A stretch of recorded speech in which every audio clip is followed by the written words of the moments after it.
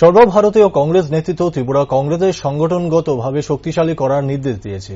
রাজ্যের প্রদেশ কংগ্রেস পূর্ণাঙ্গ কমিটি গঠন করার প্রস্তাব সর্বভারতীয় কংগ্রেস সভাপতির নিকট পেশ করা হয়। সোমবার কংগ্রেস ভবনে এক সাংবাদিক সম্মেলনে এমনটাই জানালেন প্রদেশ কংগ্রেস সভাপতি আশিস কুমার সাহা। তিনি বলেন, প্রদেশ কংগ্রেসের পূর্ণাঙ্গ কমিটির বিষয়ে শীঘ্রই এআইসিসি সিদ্ধান্ত জানিয়ে দেবেন। পাশাপাশি দলীয়ভাবে কর্মসূচি নেওয়ার প্রস্তুতি চলছে। পুজোর আগে অনেক কর্মসূচি আছে হাতে।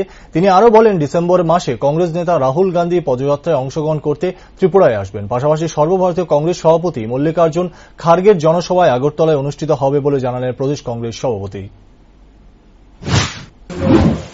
সেখানে বিভিন্ন প্রস্তুতি নেওয়ার বিষয়ে আমাদের অবগত করা হয়।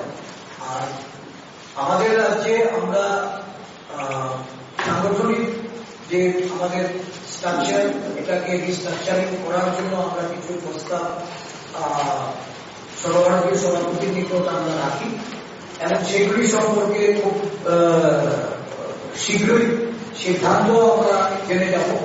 সাথে সাথে বড় ধরনের কর্মসূচির জন্য আমরা প্রস্তুতি নিচ্ছি। পূজার আগে আমাদের কিছু কর্মসূচি আসবে কেন্দ্রীয়ভাবে, সেগুলি আমরা করব। ডিসেম্বর মাসে আমাদের রাজ্যে আমরা রাহুলজিকে আমন্ত্রণ জানিয়েছি, কংগ্রেস সভাপতি মল্লিকার্জুন খার্গেজিকে আমরা আমন্ত্রণ জানিয়েছি।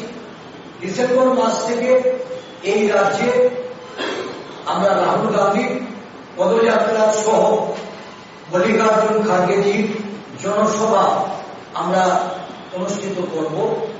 এই প্রস্তাবে আমাদের দিল্লি নেতৃত্ব আমাদেরকে তাদের সিদ্ধান্ত